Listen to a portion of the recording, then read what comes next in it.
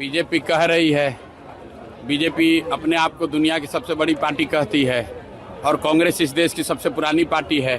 तो बीजेपी ने इल्ज़ाम लगाया है, कांग्रेस उसका जवाब देने में सक्षम है। हम लोग को उसमें क्या बोलना है? हम लोगों ने जो वीडियो देखा है उसमें वंदे मातरम पूरा गाया गया है।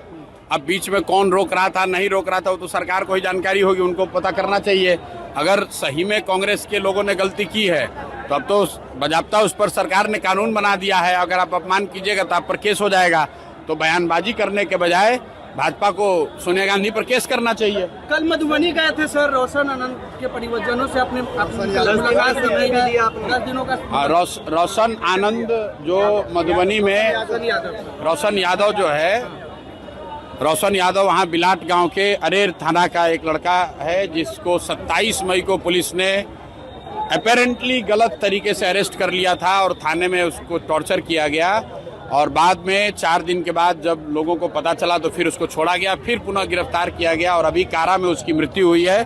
उसको लेकर हम लोग परिवार वालों से मिले हैं, सिर्फ परिवार से ही नहीं मिले हैं, उस घटना की जांच के लिए कल परिवार के साथियों के साथ, परिवार के लोगों के साथ वहाँ के एसएसपी से भी मिले, जिन्होंने ये आश्वस्त किया है कि 10 दिन के अंदर दोषी पदाधिकारियों पर जांचों उपरांत कार्रवाई की जाएगी। अगर नहीं होगा तो 10 दिन के बाद मैं वापस फिर से वहाँ जाऊँगा।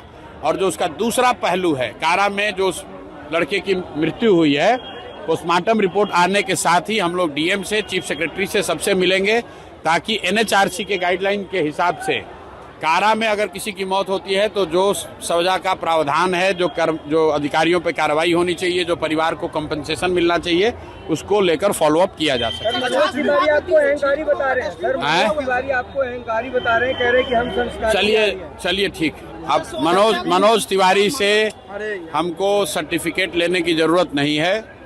मनोज तिवारी को मैं फिर से यही कहूँगा कि आप वस्तुतः गाना गाने वाले व्यक्ति हैं, गाना गाइए। भाजपा के सहयोग से अगर आप एमपी हैं तो जिस क्षेत्र में एमपी हैं वहां पर जाकर काम कीजिए। बिहार में आकर फालतू का राजनीति करने की कोशिश मत कीजिए। बिहार के लोगों ने आपको न स्वीकार किया है न आगे कभी करेंगे। गिरिराज सिंह आपको कह रहे एस्ट्रोलॉजर है क्या, जो हमें समझाएंगे बुझाएंगे? गिरिराज सिंह जी पर भी जो हमने कहना था कह दिया। अब गिरिराज सिंह जी अगर कुछ कहेंगे तो उसका जवाब दिया जाएगा। अब मेरी जानकारी में है कुछ वहाँ पर पीएचडी के छात्र हैं जो बहुत दिनों से आमरण अनशन पर हैं और कुछ दूसरे अभ्यर्थी भी बैठे हुए हैं, हमारी जानकारी में है। अभी मैं गया नहीं हूँ, जरूरत होगी तो जाएंगे।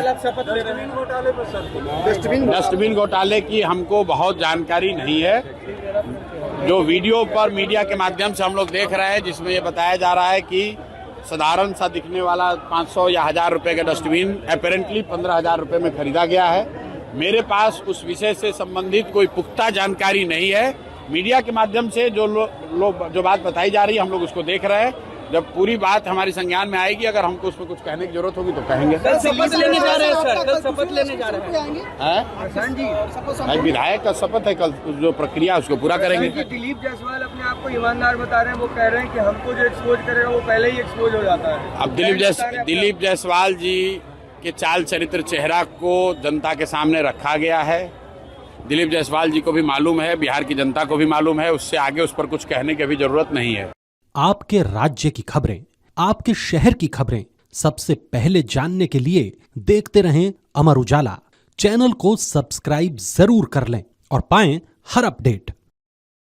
आपके राज्य की खबरें, आपके शहर की खबरें सबसे पहले जानने के लिए देखते रहें अमर उजाला। चैनल को सब्सक्राइब जरूर कर लें और पाएं हर अपडेट।